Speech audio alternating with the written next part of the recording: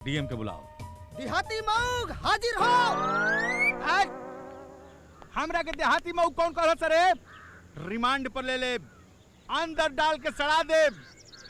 छोटहन लइका रहल, भाग गई। नमस्ते बाबा। नमस्ते डीएम। तहार प्रमोशन जब भी होई ई बाबा के हाथ से। यह उम्मीद लगा के हम बैठल बानी। डीएम, हमरा गांव में एगो जहरीली नागिन उपरजल बिया। नागिन? कहाँ बिया? जल्दी बताई हमरा के। ओकर मूड़ी कूच के ओकरा लाइफ में परिवर्तन कर दे। डीएम साहब, वो रेंगे वाली ना 2 गोड़िया नागिन हिया, फौरन ओकरा के अरेस्ट करा। लेकिन ई तो ओकरा के न जानत तारे न पहचानत तारे, अरेस्ट कैसे करिहन? डोंट वरी बाबा, लाइफ में परिवर्तन करे पड़ी। चोर के पकड़े खातिर बनोर बने पड़ी। भैया ई बनेर के माने का होला हो? अरे बनेर ओकरा के कहल जाला जे बानर नियर बेवकूफी करेला।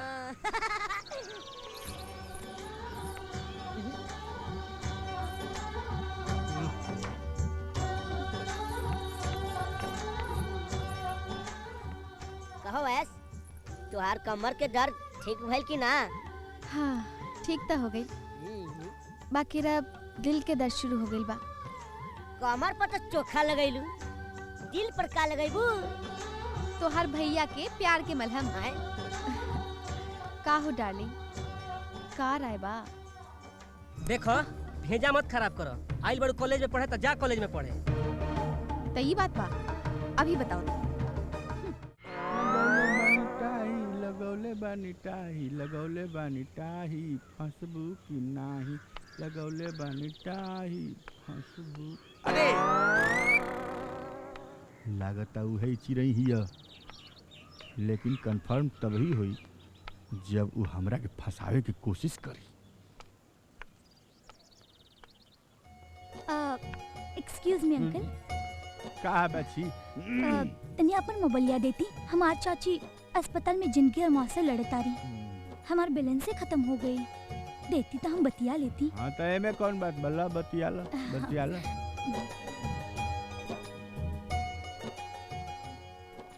बतिया। अंकल एमे तो टावर है नहीं खे। हाँ तो अब वो वाला मोबाइल दी ना। हाय मोबाइल लेबू? हाँ।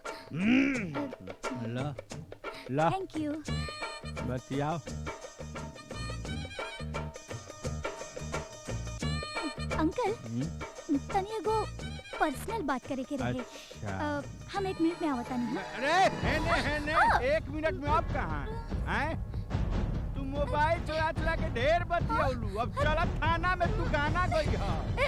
ए बुढ़ऊ, हाँ हई पकड़ा अपन सड़ल मोबाइल। और खबरदार जोन हमरा के चोर निकालो। अरे एगो तो चोरी आ ऊपर से सीना चोरी आ वो डीएम साहब के संगे अंदर डाल के सड़ा दे।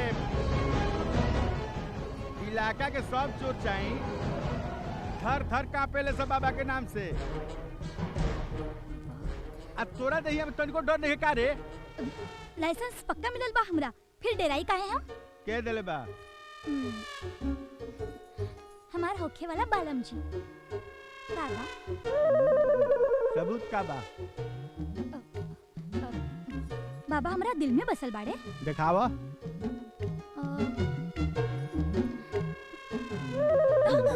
एडीएम साहब, हम हनुमान जी ना हैं के सीना चीर के दिखाई। बाकी हम पुलिस वाला हैं, बिना सबूत के ना छोड़े। दिखावे के पड़ी, दिखाओ। भगभगी ना देहाती मऊ। अरे यो नाम जानती है हमार? ये कैसे जानती है? जरूर बाबा बतौले हूँ।